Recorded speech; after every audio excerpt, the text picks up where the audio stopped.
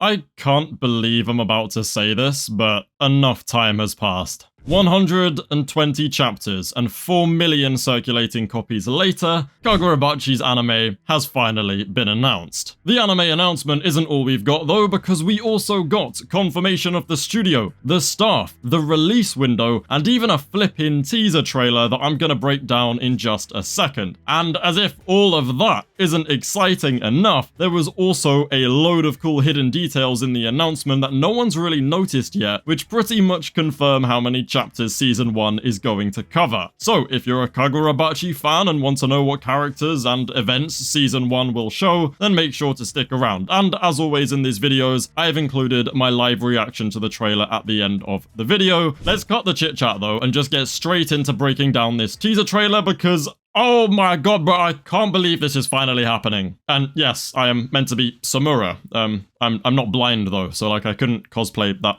Whatever, let's get into it. Okay, let's start with the stuff that you guys all want to know. Season 1 is confirmed to start airing in April 2027, which means it's literally less than a year away. Mad, bruv. As speculated for some time, Sai Pictures, an animation studio that you may also have known as Sai Games, is now confirmed to be the studio animating Kagurabachi. They produced some stunning series, like genuinely The Summer Hikaru Died was beautiful. And they also made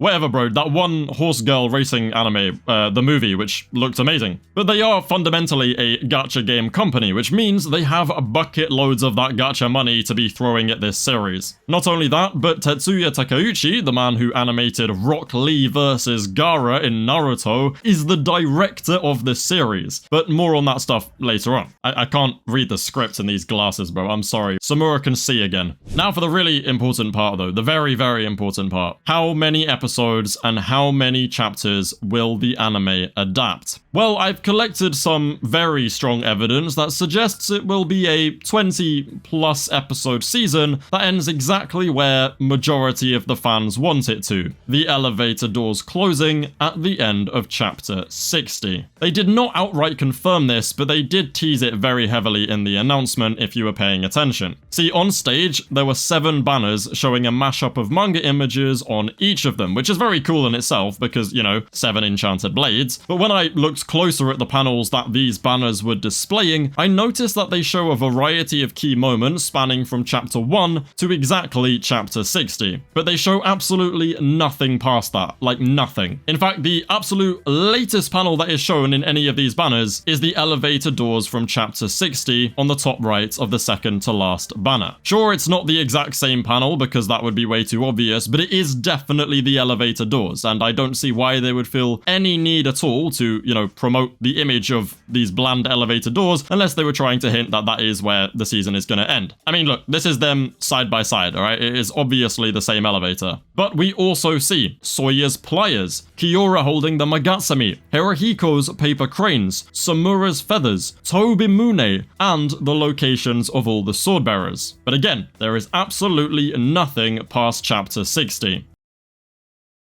60 chapters for a manga that is paced very similarly, if not faster than JJK, tells us that Season 1 will probably be around 22 episodes. JJK Season 1 was 64 chapters and 24 episodes, but the manga towards the beginning was a bit slower paced than Kagurabachi is, at least I think so. Season 2 was 23 episodes and 73-ish chapters with more similar pacing to Kagurabachi. I think stretching those 60 chapters to 24 episodes is definitely doable, but I think 22 episodes for how fast-paced it is definitely more realistic. Recently, people have become bogged down with the idea that a season must be either 12 or 24. It doesn't. That's not how that works. Either way, though, it's above 20, and that's peak. It's just gonna be peak. I honestly, I can't believe after this long we're finally getting the anime, bro. I mean, this series is so good. Unlike the rest of the anime announcement, though, the actual teaser trailer exclusively shows stuff from chapter 1, which would be episode 1. And, you know, of course, it opens with the iconic page page of Chihiro and his father Kunishige Rokuhira forging katana. I mean, you'll definitely see this from the reaction later on, but I was damn near salivating when I saw how good this looked. I look like that one guy from Avatar, bro, because I genuinely just like could not believe how good the art in this trailer looked. I mean, the manga itself is basically a storyboard for the series with some of the best artwork and battle choreography in the industry, to be honest, meaning as long as the studio gave it a, relatively faithful adaptation, there is pretty much nothing that could go wrong animation-wise. I mean, they literally have their work cut out for them. My main concern was the art style and the compositing for no specific reason. It was just, I thought Kagurabachi should look really good. Duh. But yeah, it definitely did not disappoint because just look at this, bro. Even the sound design that went into them hammering at the katana it just made me giddy. The hammering sound then keeps playing in silence as the trailer cuts to the iconic goldfish swimming around these beautiful looking bubbles. A quick cut back to the final stroke of the hammer, and the trailer then properly began, which was so cinematic and genuinely gave me chills. And then we're off with an amazingly stunning panning shot of the late 20th century Japan-style setting, which was accompanied by some incredible but pretty creepy music. I mean, music is hugely important in a show for me, and one of the things that I always, kind of talked about when talking about Kagurabachi's anime adaptation was the music. So yeah, I'm really glad that they're nailing the vibe of the series so far. It's got a really nice, creepy eeriness to it. We then see the main character, Chihiro Rokuhira's feet, stepping into a doorway. Now, I don't really understand how a wooden floor and some shoes can get me this physically excited, but I guess that's what happens when you starve your fandom for 2 years. I mean, look at the wood, bro. Absolute cinema. Shout out the wood, bruv. And just like that, it's straight into the action, with Chihiro jumping down into a crowd of Yakuza NPCs and this really cool high-up shot. Now, this moment, plus the sick rolling landing that he pulls off in the next shot, settled any concerns that I really had about Kagurabachi's animation being below average quality, or even on average quality, to be honest. It looks very nice and fluid. I mean, sure, they don't really show anything crazy here. I mean, it is all just stock standard animation stuff so far, but that's good. Now, like I said, the story is all there. The art looks beautiful, and the direction is definitely in safe hands. The fact that this is the bare minimum of animation so far means it is at very least gonna be, an average to above average looking battle shonen, which for this series is definitely enough for it to still be considered peak. There's no Sakamoto Days Season 1 situation, basically, is what I'm getting at. And just like with the JJK Season 3 teaser when that released, I had someone in my chat saying it looked off. And again, just like with that JJK trailer, it's because it's a trailer. We're seeing an action scene, but the sound effects and the music that belong to that scene have been removed and replaced with trailer music, so it does feel like there is something off a little bit, but that's simply a byproduct of it being a trailer. All that actually matters right now is how good it looks. The next shot is a close-up of Chihiro holding Enten, and yes, it obviously is beautifully composited, but what I want to focus on here is the character art style and the character design that character designer Keigo Sasaki has chosen to go with. You see, Kagurabachi's early art style is drastically different from its more current stuff, but it does seem like the anime is leaning more towards the current art style, and thank God for that because it's absolutely beautiful. It is a mix of both, and it's been slightly adapted to match an anime, but overall it does resemble the newer art. The two shots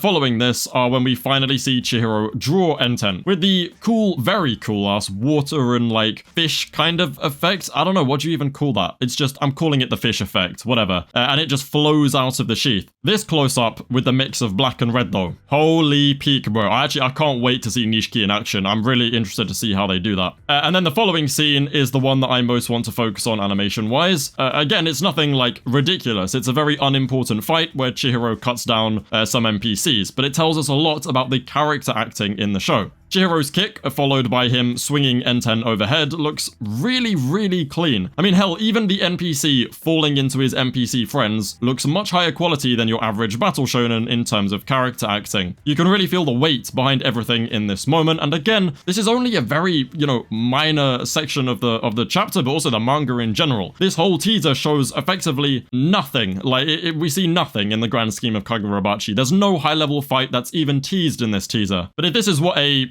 stock standard NPC fight is looking like, then yeah, it's a very good sign. Of all the fighting shots shown in this trailer though, there is one iconic panel that we see being animated, which is Chihiro's 360-degree tabletop slash into these poor guys' throats. I know I normally don't stress too much about anime adaptations being exactly one-to-one, you know, especially if the studio decides to get creative, like with JJK, but Kagurabachi is kind of the exception. There are just some panels and pages in this series that I desperately want to be somewhat faithfully adapted, and this was one of them. It was lower down on my much lower down on my priority list, but it was one of them. It was a very cool panel to have in, you know, your first chapter. The comments given by director Takeuchi and character designer Sasaki, though, strongly indicate that they are well aware of how impressive and loved Hokuzono's art is. This, paired with, you know, them teasing the beautifully looking one-to-one adaptation of Chihiro's 360-degree slash, make me very confident that they are going to do their best to make it as accurate to the manga as possible. I mean, sure, some of Kagurabachi's pages and paneling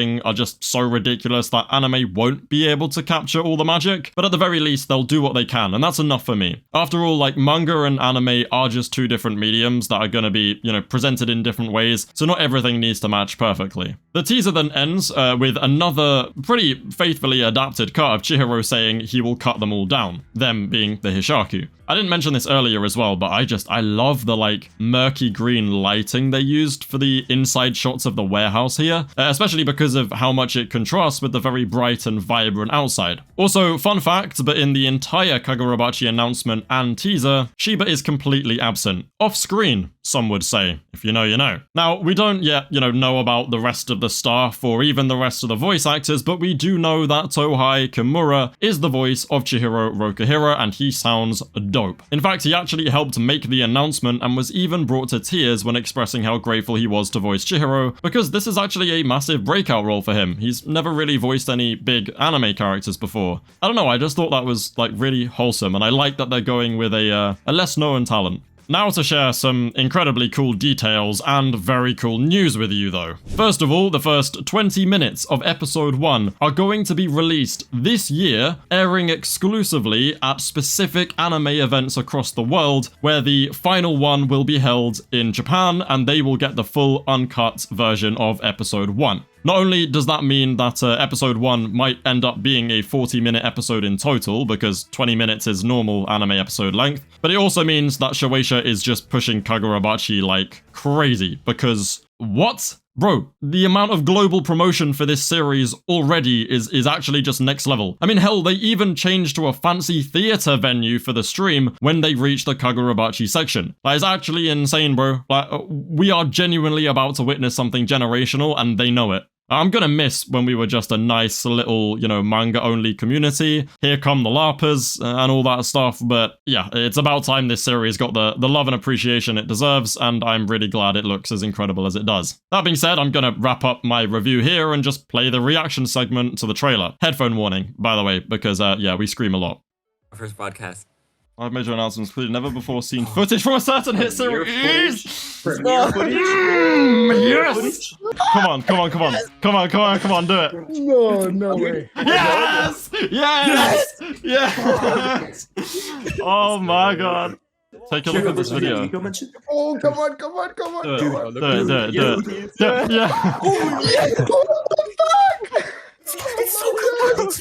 Oh my god, bro. Dude, it's so beautiful. It's so Oh my god. Let's fucking go.